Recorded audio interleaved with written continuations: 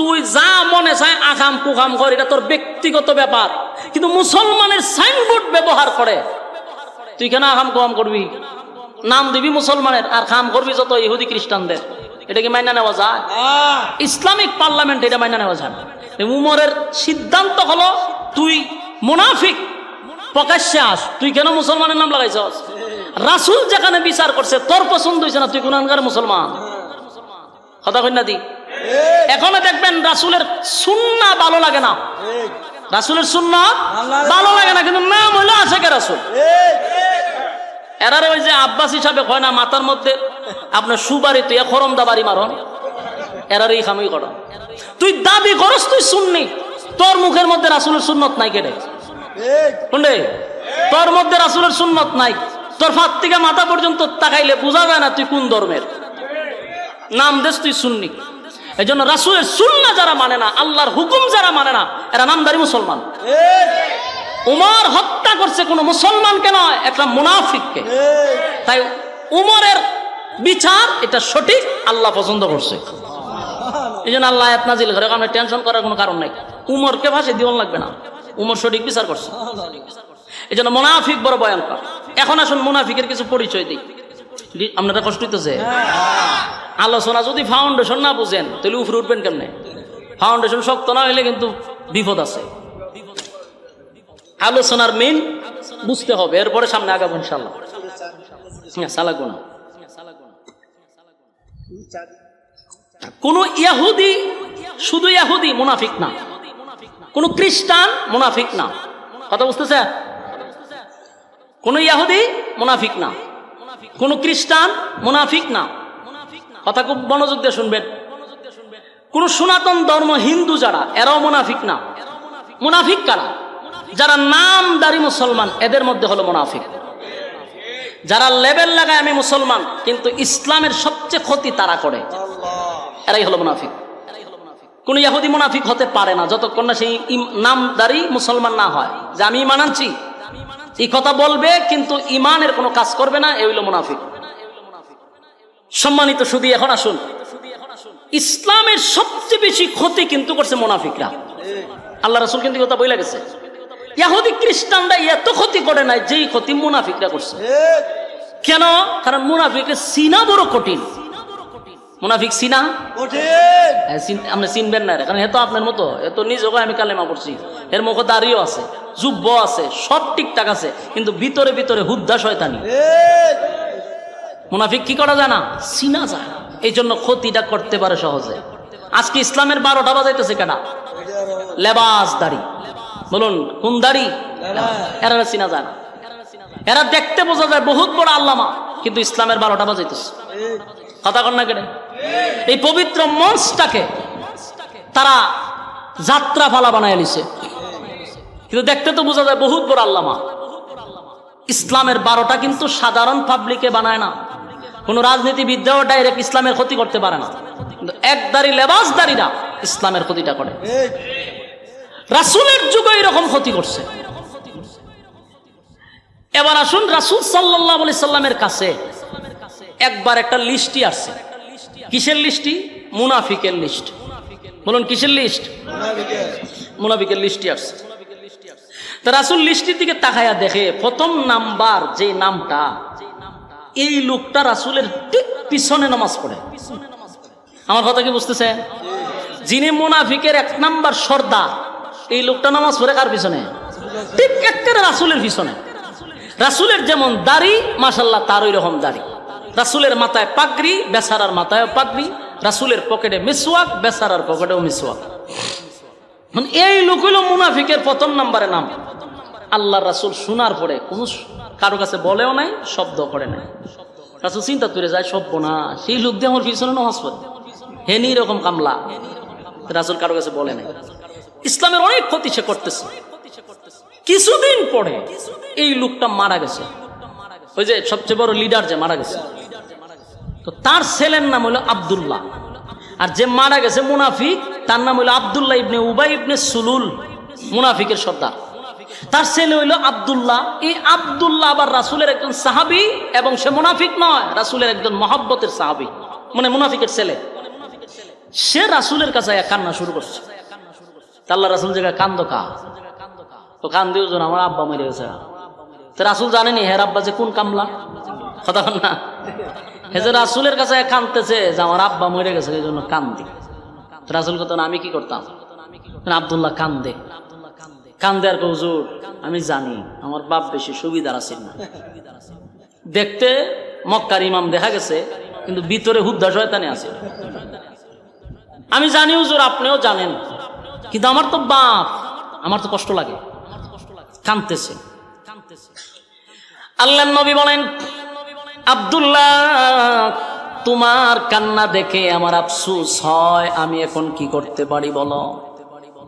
তোমার আব্বা কি ছিল না ছিল আমি তোমার কাছে এটা বলতে চাই না, কারো কাছে আমি এটাই পর্যন্ত বলি নাই। সন্তান হইয়া তুমি যেহেতু বুঝতে পারছো, এখন বলো আমি নবী তোমার জন্য কি করতে পারি? আব্দুল্লাহ কান্দে আর বলে, নবী গো আমি জানি আমার আব্বা আপনার পিছনে বরাবর নামাজ পড়তো, বরাবর নামাজ পড়তো, কিন্তু আমার আব্বা যে ইসলামের 12টা বাজাইতো সেটাও আমি জানি। আগে নবীজি আমার আব্বা তলে তলে ইসলামের ক্ষতি করছে, আপনাকে মারার জন্য ষড়যন্ত্র করছে, কিন্তু আমার আব্বা মারা যাওয়ার পরে আমি সন্তান হিসাবে আমার কষ্ট লাগে। আমি জানি আমার বাবা ভালো ছিল না। আল্লাহর নবী বলেন এখন আমার করণীয় কি? আব্দুল্লাহ বলেন, নবী গো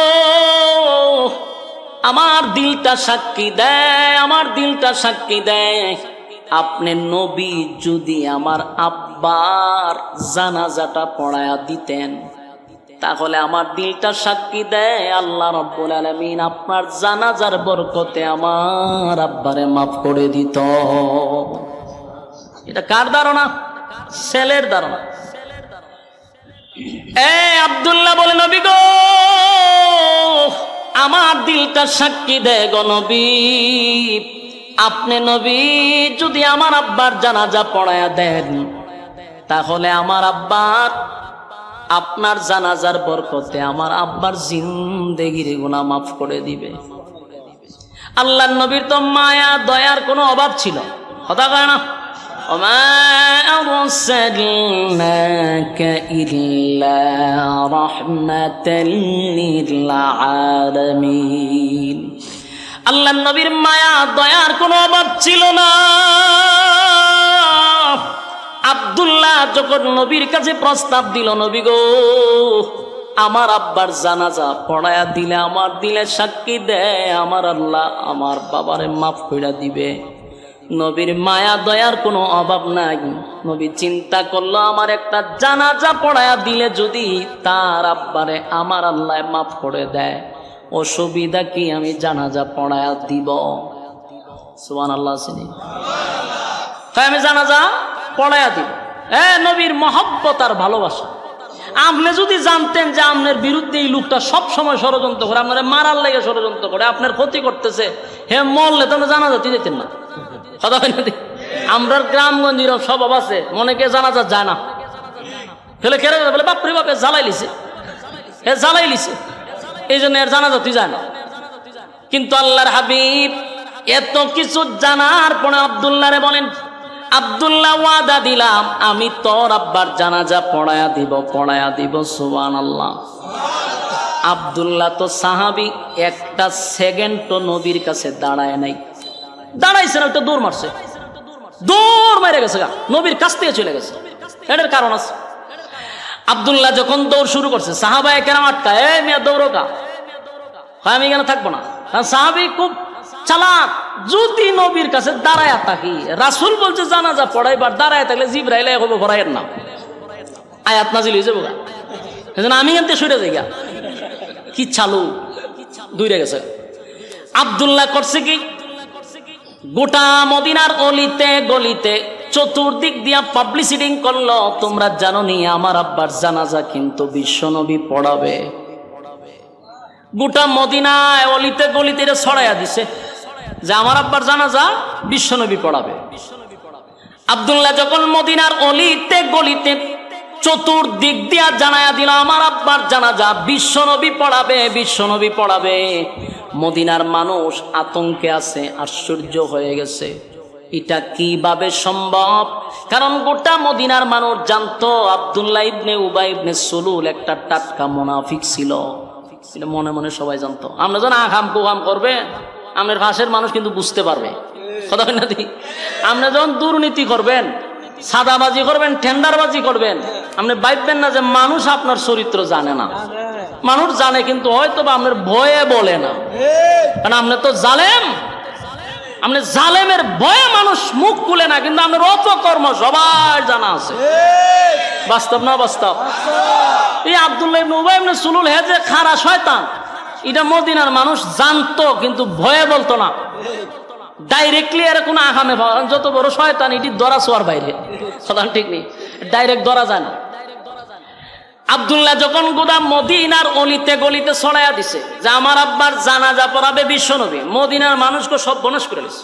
এত বড় টাটকা মুনাফিকের জানাজা রাসূল পড়াবে, এটা হতে পারে না। মানুষ আশ্চর্য হয়ে গেছে।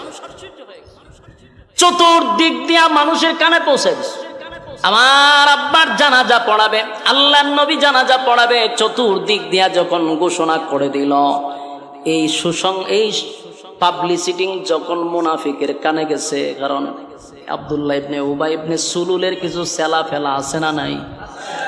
এর বিশাল একটা গোডেল আছিল, এর একটা গ্যাং আছিল, প্রচুর বড় গ্যাং, যেটা দিয়ে ইসলামের ক্ষতি করত। ওই 1000 মুনাফিকের খানে এই খবর ফুটছে যে আমাদের নেতার জানাজা আব্দুল্লাহর পুত্র মোহাম্মদ পড়াবে। 1000 মুনাফিকে কয়টা কেমনে সম্ভব? সারাটা জীবন বেচারার বিরোধিতা করলাম, সারাটা জীবন ইসলামের 12টা বাজাইলাম, যার নেতৃত্বে করলাম, এই লোকের জানাজা যদি আব্দুল্লাহর পুত্র মোহাম্মদে পড়ায়, এই জানাজা দেখতে হবে। বলুন পড়বে না দেখবে? দেখতে হবে। গোটা মদিনায় চতুর্দিক দিয়ে ঘোষণা হয়ে গেল, এই আল্লাহর হাবিব জানাজা পড়াবে, আব্দুল্লাহ ইবনে উবাই ইবনে সুলুলের জানাজা পড়াবে, আব্দুল্লাহ ইবনে উবাই ইবনে সুলুলের জানাজা পড়াবে। চতুর্দিক দিয়া যখন খবর হয়ে গেল, এই খবরটা হযরত ওমরের কান পর্যন্ত গিয়া পৌঁছে গেছে। মনোযোগ দিয়া শুনেন, ওই আরেক আয়াতে কইছিলাম, কয়টা আয়াত কইছি? 2টা, একটা তো শেষ, আরেকটা আয়াতে কেন নাজিল হইছে আইতাছি আপনাদের সামনে। এজন্য একটু মনোযোগ দিয়া শুনে দিলে মজা পাইবে। এই আওয়াজ কার কানে গেছে? উমরের কানে গেছে। সবার খান আর উমরের কানে বেশ কম আছে না নাই? চতুর্দিক দিয়া যখন ঘোষণা হয়ে গেছে আব্দুল্লাহ ইবনে উবাই ইবনে সুলুলের জানাজা পড়াবে, বিশ্বনবী কানে পৌঁছে গেছে। হযরত ওমরের মেজাজটা গরম হয়ে গেছে। এটা কোনোভাবেই সম্ভব হবে না। আল্লাহর নবীর সাহাবী হযরত ওমর রাগান্বিত হয়ে গেলেন, শরীরের রক্ত লাল হয়ে গেছে, মেজাজ গরম। এত বড় মুনাফিকের জানাজা কেমনে গো আমার নবী পড়াবে? যেই লোকটা আমার নবীর বিরোধিতা করলো, যেই লোকটা ইসলামের ক্ষতি করলো, যেই লোকটা জীবনটা ভর ইসলামের 12টা বাজাইলো, এমন লোকের জানাজা নবী কেমনে পড়াবে? চতুর্দিক দিয়া মানুষের আনা গনা শুরু হয়ে গেছে, কারণ জানাজা পড়াবে বিশ্ব নবী। নবী জানাজা পড়াবে, এই জন্য মানুষের আনাগোনা কম না বেশি? মানুষের আনাগোনা বেশি। আল্লাহর নবী জানাজা পড়াবে, এই জন্য চতুর্দিক দিয়া মানুষের আনাগোনা শুরু হয়ে গেল। সাথে হযরত ওমরের কান পর্যন্ত আওয়াজ পৌঁছে গেল। অন্যদিকে 1000 মুনাফিকরাও জানাজার মাঠের চতুর্দিক দিয়া তারা ঘুরতেছে, জানাজা দেখার জন্য, পড়ার জন্য না। সাহাবায়ে কেরামরা জানাজার মাঠে উপস্থিত হইয়া আল্লাহর নবীর সামনে দাঁড়াইয়া কথা বলার সাহস নাই গো। কেমনে রে? এই মুহূর্তে নবীরে বলি যে নবী গো, এই লোকটা মুনাফিক ছিল, আপনি নবী হইয়া এত বড় মুনাফিকের জানাজা আপনি পড়ায়েন না, এই কথাটা কে বলবে? এমন সাহস কোন সাহাবীর কলিজায় নাই। নবীর সামনে দাঁড়ায়া নবীরে বলবে। সাহাবীরা আতঙ্কে ছিল, কোথায় রে হযরত ওমর কোথায়? আজকের এই দিনে নবীরে একমাত্র ওমরই বলতে পারবে, ওমরে আটকাইতে পারবে। চতুর্দিকে তাকায়া দেখে হযরত ওমর জানাজার মাঠের ভিতরে প্রবেশ করিয়া কোনো দিকে তাকাইলেন না, ডাইরেক্ট নবীর সামনে গিয়া হাজির হয়ে গেছে। নবীর সামনে দাঁড়াইয়া হযরত উমরেরও সাহস হয় না নবীরে বলবে যে আপনি জানাজা পড়ায়েন না। কথা কি বুঝতেছেন? খলিফাতুল মুসলিমিন ওমর নবীর সামনে দাঁড়াইয়া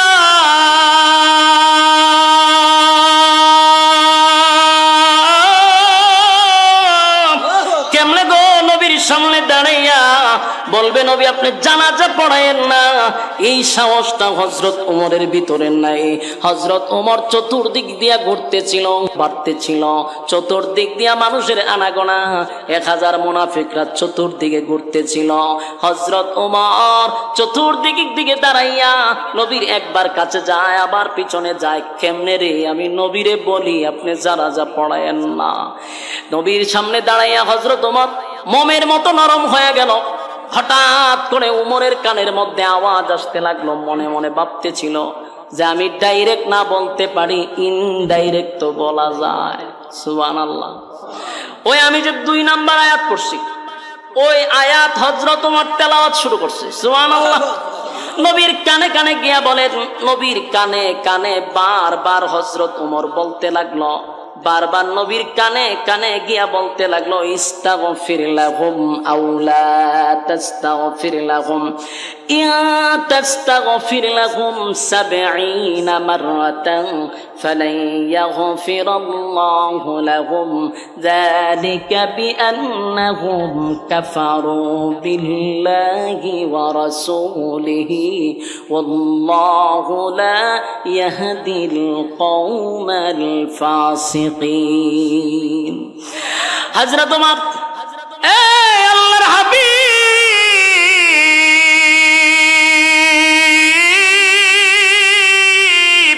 পয়গম্বরের কানে কানে কানে কানে বারবার আয়াত পড়তে লাগলো। নবীজি চতুর্দিকে তাকায় দেখে উমর খালি চতুর্দিকে গোড়ায় আর বলে, ইস্তাগফির লাহুম আও লা তাস্তাগফির লাহুম, ইন তাস্তাগফির লাহুম আও লা তাস্তাগফির লাহুম। বারবার আয়াত পড়তেছে, বারবার আয়াত পড়তেছে, নবী শুনতেছে। হঠাৎ করে আল্লাহর পয়গম্বর বলেন, উমর রে আমারে কি বুঝাইতে চাও, কি শোনাইতেছো, কি বুঝাইতে চাও? হে উমর, এতে রব্বে কারীম বলেছেন আমি যদি কোন মুনাফিকের জন্য 70 বার দোয়া করি, 70 বার দোয়া করি, আমার আল্লাহ দোয়া কবুল করবে না, আমার আল্লাহ দোয়া কবুল করবে না। এই আয়াত তুমি আমারে বারবার শুনাইতেছ, আমি যেন তার জন্য দোয়া না করি। এই আয়াতে আল্লাহ বলছেন 70 বারও যদি আপনি নবী হইয়া মুনাফিকের জন্য দোয়া করেন, আমি আল্লাহ আপনি নবীর দোয়া কবুল করব না। কি বুঝলেন? কিছু বুঝতেছেন? যেখানে নবীর দোয়া হোক অভিশাপ হোক, সাথে সাথে আল্লাহ কবুল করে। নবীর দোয়া করছে সাথে সাথে কবুল। সেখানে আল্লাহ নিজে বলে আপনি নবী হইয়া 70 বারও যদি দোয়া করেন, কার জন্য? মুনাফিকের জন্য, আমি আল্লাহ আপনার দোয়া কবুল করব না। এখন চিন্তা করেন মুনাফিক কত নিকৃষ্ট। আল্লাহর নবী বলেন, এই আয়াতে রব্বে কারীম আমারে বলছে 70 বারও যদি দোয়া করি আমার মালিক আমার দোয়া কবুল করবে না, দোয়া কবুল করবে না। উমর রে আমি জানতে চাই আমি নবীর ভিতরে আল্লাহ এত দয়া মায়া কেন দিল, এত মায়া এত মহব্বত আমার ভিতরে আল্লাহ কেন দিল? আল্লাহ বলছে 70 বার দোয়া করলে কবুল করবে না। আমি নবীর মনটা চায় কোন নাফরমানের জন্য যদি 100 বার দোয়া করি আমার আল্লাহ যদি এরপরও কবুল করে, আমি নবী এটা চাই। সুবহান। হযরত ওমর বলে, নবী গো আমার আল্লাহ তো আপনাকে নিষেধ করছে মুনাফিকের জন্য দোয়া করতেন না, এরপরে কেমনে জানাজার মাঠে দাঁড়াইলেন, জানাজা পড়ার জন্য প্রস্তুতি নিলেন? ওগো নবীজি এই লোকটা কত বড় মুনাফিক, এই লোকটা কত বড় গাদ্দার, জীবনটা বর আপনি নবীর বিরুদ্ধে ষড়যন্ত্র করলো, ইসলামের ক্ষতি করলো, তার জন্য বহু সাহাবায়ে কেরাম শাহাদাত বরণ করছে তার চক্রান্তের কারণে। এমন টাটকা একটা মুনাফিকের জানাজা আপনি কেমনে পড়াবেন? আমি ওমর এটা বরদাস্ত করতে পারি না, সহ্য করতে পারি না। এই জন্যই বারবার বলি ইস্তাগফির লাহুম আও লা তাস্তাগফির লাহুম ইন তাস্তাগফির লাহুম ৭০ মাররাতান ফালান ইয়াগফিরাল্লাহু লাহুম যালিকা বিআন্নাহুম কাফারু বিল্লাহি ওয়া রাসূলিহি ওয়াল্লাহু লা ইয়াহদিল কওমাল ফাসিকিন। এই সমস্ত লোকের ব্যাপারে আমার আল্লাহ আপনাকে স্পষ্ট ঘোষণা করছে, যারা ফাসিক, যারা আপনি এবং রাসূলের, আল্লাহ এবং রাসূলের হুকুম এবং তরিকা অনুযায়ী চলে না, যারা জীবনভর রসুলের সঙ্গে কুফরি করছে, আল্লাহর সঙ্গে কুফরি করছে, এমন ব্যক্তির জন্য দোয়া করবেন না। ৭০ বার দোয়া করলে কবুল করব না। ওমর যখন বারবার নবীরে বারবার একই কথা বলতেছিল, আল্লাহর নবী বলেন, ওমর আমার উপর দিয়া মাতব্বরি কইর না। বুঝতেছেন কথা? আল্লাহর নবী বলেন, এ ওমর আমার উপর দিয়ে মাতব্বরি করো না। এই আয়াতটার মধ্যে আল্লাহ কি বলছে? বারবার তুমি পড়তেছ, আয়াতের মধ্যে আল্লাহ বলছে আমি দোয়া করব না, ৭০ বার দোয়া করলে কবুল করবে না। এই লই আয়াত। আয়াতের কোথাও তো লেখা নাই যে আমি মুনাফিকের জানাজা পড়াবো না। কথা কি বুঝতেছেন? উমর পড়ে ইস্তাগফির লাহুম আও লা তাস্তাগফির লাহুম ইন তাস্তাগফির লাহুম ৭০ মাররাতান ফালান ইয়াগফিরাল্লাহু লাহুম। আয়াত রিপিট করতেছে। আল্লাহ এই আয়াতে বলছে একবার নয় ৭০ বার দোয়া করলে কবুল করব না। কিন্তু নবী বলেন এই আয়াতের কোথাও নামাজের কথা নিষেধ নাই, তাই আমি নামাজ পড়াবো। কথা বুঝতেছেন? হযরত উমর আকাশের দিকে তাকাইয়া বারবার আসমানের দিকে তাকায় আর বলে, মালিক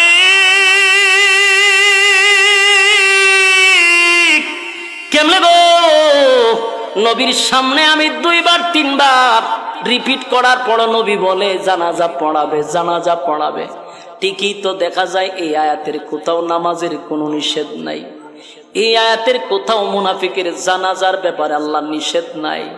আসমানের দিকে তাকাইয়া উমর বলে, মালিক নামাজের আয়াতটা আপনি নাজিল কইরা দেন। সুবহানাল্লাহ। হযরত ওমর আসমানের দিকে তাকাইয়া বারবার বলে, মালিক মুনাজাতের কথা নিষেধ করলেন, আল্লাহ আপনি জানাজার নামাজের কথা নিষেধ করে দেন গো। নামাজের কথা যদি নিষেধ করে দিতেন আমার নবী তো নামাজ পড়াইতো না, কিন্তু মুনাফিকের জানাজা পড়াবে আমি উমর বরদাস্ত করতে পারতেছি না। প্রত্যেকটা সাহাবীর চোখে পানি, কারণ এত বড় টাটকা মুনাফিকের জানাজা নবী পড়াবে, কোন সাহাবী ওটা মেনে নিতে পারতেছে না। নবীর সামনে দাঁড়াইয়া কথা বলার সাহসও পাইতেছে না।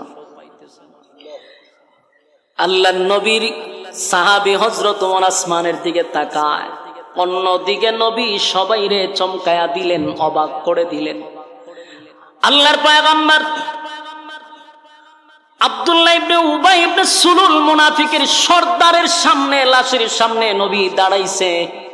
দাঁড়াইয়া মুখ থেকে একটু তুতু বাইর করছে। নবীজির মুখের তুতু আব্দুল্লাহ ইবনে উবাই ইবনে সুলুল মুনাফিকের মুখে নবীর তুতু লাগাইয়া দিছে। সুবহানাল্লাহ। কার তুতু? নবীর তুতুর দাম আছে না নাই?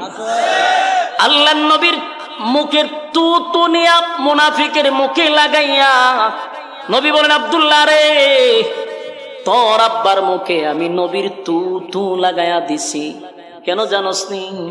আমি চাই আমার তুতুর বরকতে তোর আব্বারে আমার আল্লাহ যেন মাফ করে দেয়। এ আমার নবীর কত মায়া, নবীর মুখের তুতু লাগাইয়া দিল। সাহাবায়ে কেরাম আশ্চর্য হয়ে গেল, হায়রে এত বড় টাটকা মুনাফিকের মুখে নবী তুতু লাগাইয়া দিছে। আশ্চর্য হয়ে গেছে। অন্যদিকে উমর শুধু বারবার আসমানের দিকে তাকায় বলে, আল্লাহ আয়াত নাজিল করেন, আয়াত নাজিল করেন, জানাজাটা যেন আটকা পড়ে যায়। কিন্তু নবী আরো আশ্চর্য করে দিল। নবী মানুষ যারা ছিল তারা সবাই অবাক হয়ে গেছে। আল্লাহর নবীর নিজের শরীরের জুব্বাটা খুলে ফেলছে। সুবহানাল্লাহ। নবীর জুব্বাটা খুলে, আল্লাহর পয়গম্বর জুব্বাটা খুলে মুনাফিককে কাপন স্বরূপ নবীর জুব্বা পড়ায়া দিছে। সুবহানাল্লাহ, হ্যাঁ জোরে বলেন আল্লাহু আকবার। নবীর জুব্বার দাম আছে না নাই? সমস্ত সাহাবীরা মুনাফিক যারা ছিল 1000, ইয়াদ আছে নি? ফরতায় জানা দেখতে হইছে 1000 মুনাফিক তাকায় আছে।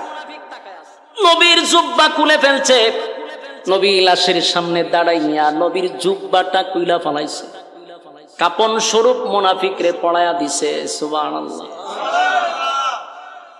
সাহাবায়ে কেরামরা এই দৃশ্য দেখা, সাহাবায়ে কেরাম এই দৃশ্য দেখা মাটিতে পইরা গইরাইয়া কান্না শুরু করে দিছে গো। সাহাবায়ে কেরাম মাটিতে পইরা কান্দে আর বলে, হায় রে, সাহাবী হইয়াও নবীর জুব্বা পাইলাম না, নবীর জুব্বা পাইলাম না, নবীর জুব্বা পাইলাম না। একটা টাটকা মুনাফিক হইয়া আমার নবীর জুব্বা মুবারক পাইল। মাঠের মধ্যে গইরাইয়া গইরাইয়া সাহাবায়ে কেরামরা কান্দে আর বলে, নবীর জুব্বা পাইছে, তার কত বড় কপাল। আল্লাহর নবী বলেন, আব্দুল্লাহ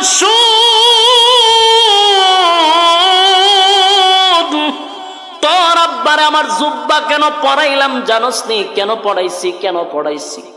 হে আব্দুল্লাহ শুন, বদরের যুদ্ধে আমার চাচা শহীদ হইছে। বদরের যুদ্ধে যখন আমার চাচা শহীদ হয়ে গেল, সাহাবায়ে কেরাম শহীদ হইছে, সাহাবীদেরকে যে কাফন দাফন করব, তাদেরকে যে দাফন করব, শরীরে কাফন পরানোর মতো কোনো কাপড় নাই। অসংখ্য সাহাবীদের শরীর থেকে জুব্বা খুলে খুলে এক একজন সাহাবীকে পড়ায়া দিছে। কিন্তু আমার চাচা ছিল মোটা, স্বাস্থ্যবান, যার তার কাপড় আমার চাচার পরিধানে লাগে না। আব্দুল্লাহ রে, সেদিন তোর আব্বা চোখ শরমে লজ্জায় হোক নিজের জুব্বাটা খুইলা আমার চাচারে কাপন স্বরূপ পড়ায়া দিছে। জুরে কোন সুবহানাল্লাহ। এ আব্দুল্লাহ, আমি তোর আব্বার কাছে ঋণী ছিলাম, তাই আজকে আমার জুব্বাটা তোর আব্বারে দিয়া আমি ঋণ থেকে মুক্তি হয়ে গেলাম, ঋণ মুক্ত হয়ে গেলাম, ঋণ থেকে মুক্ত হয়ে গেলাম। সুবহানাল্লাহ। নবী বলেন, আমার চাচারে তোর আব্বা জুব্বা পড়ায়া দিছিল, তাই আমি নবী তোর আব্বারে জুব্বা পড়ায়া দিলাম, ঋণ থেকে মুক্ত হয়ে গেলাম। সুবহানাল্লাহ। উপস্থিত সাহাবীরা এই দৃশ্য দেখার পরে 1000 মুনাফিক আসছিল জানাজার নামাজ দেখার জন্য। এই 1000 মুনাফিকের চোখ দিয়া পানি চলে আসছে। 1000 মুনাফিক কান্দে আর বলে, জীবন বর কার জন্য যুদ্ধ করলাম, জীবনটা বর কার বিরোধিতা করলাম, কারে মারার জন্য এত প্ল্যান করলাম, যেই নেতার নেতৃত্বে আব্দুল্লাহর পুত্র মুহাম্মদের বিরুদ্ধে ষড়যন্ত্র করলাম, আজকে সেই আব্দুল্লাহর পুত্র মুহাম্মদ আমাদের নেতারে নিজের জুব্বা পড়ায়া দেয়, নিজের মুখের তুথু আমার নেতার মুখে লাগায়া দেয়। এই দৃশ্য দেখার পরে আমরা বুঝতে পারলাম, মুহাম্মদের শত্রুর জন্য যদি এত মায়া হয় গো, মুহাম্মদের বন্ধুর জন্য কত মায়া। এ যুবক ভাইরা, 1000 মুনাফিক, 1000 মুনাফিকের চোখের মধ্যে পানি, কান্দে আর বলে, না অন্যায় করছি, অপরাধ কইরা বানাইছি, জীবনটা বরে নেতার পরামর্শে আব্দুল্লাহর পুত্র মুহাম্মদের বিরোধিতা করলাম, আজকে যা দেখলাম এই লোকটা কোনোদিন খারাপ হতে পারে না। এই লোকটার ভিতরে এত মায়া আর মহব্বত, শত্রুর প্রতি যদি এত মায়া হয়, বন্ধুর জন্য কত মায়া হবে। আর শত্রু হতে চাই না, এবার আমরা বন্ধু হয়ে যাব। 1000 মুনাফিক জানাজার মাঠে মানুষকে সরাইয়া নবীর সামনে উপস্থিত। সুবহানাল্লাহ। নবীর সামনে আছে, বলে, আল্লাহর পয়গম্বর, যার জানাজা পড়ানোর জন্য আপনি দাঁড়াইছেন গো নবী, যার জানাজা পড়ানোর জন্য আপনি দাঁড়াইলেন উনি হলেন আব্দুল্লাহ ইবনে উবাই ইবনে সুলুল, আমাদের নেতা। মুনাফিকদের লিডার ছিল এই আব্দুল্লাহ ইবনে উবাই ইবনে সুলুল। আমরা তার কর্মী, তার নেতৃত্বে আমরা ইসলামের ক্ষতি করতাম, তার নেতৃত্বে আপনার বিরুদ্ধে ষড়যন্ত্র করতাম, তার নেতৃত্বে আপনাকে মারার জন্য গভীর ষড়যন্ত্র চলত। ওগো নবীজি, আপনি তার জানাজা পড়ানোর জন্য দাঁড়াইছেন, আমার নেতার মুখে আপনি তুতু লাগাইছেন, আমার নেতার শরীরে আপনার জুব্বা কুইলা কাপড় শুরু পড়ায়া দিছেন। আজকের পর থেকে আপনার শত্রু হতে চাই না, আপনার বন্ধু হতে চায়। পড়ায়া দেন লা ইলাহা মুহাম্মাদুর রাসূলুল্লাহ। একটা জবান বন্ধ রাখবেন না, জোরে কোন সাল্লাল্লাহু আলাইহি ওয়াসাল্লাম।